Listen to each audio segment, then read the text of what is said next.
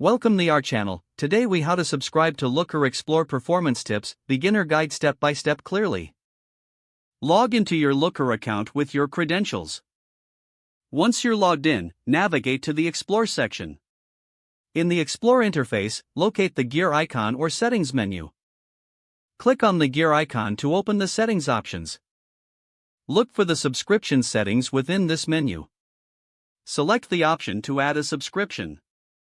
Choose your preferred frequency for receiving tips. Decide if you want these tips sent via email or displayed within the Looker platform.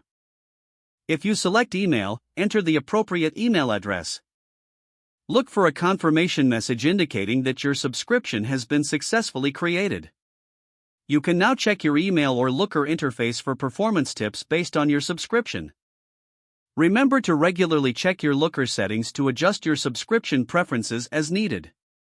If the page does not load, refresh the browser or try again in a private or incognito window. Make sure you are using the correct email address, then retype it carefully to avoid small typos. If your password is not accepted, use the reset option and create a new strong password you can remember. Check your spam folder for verification or security emails, then complete any requested confirmation steps. Enable two-factor authentication if available to improve account security and reduce unauthorized access risk. After signing in, review your profile details so your contact information and settings are accurate and current. If you see an error message, note it down and try again after restarting your device and internet connection. Log out when you finish, especially on shared devices, to keep your account and payment information secure. If the page does not load, refresh the browser or try again in a private or incognito window.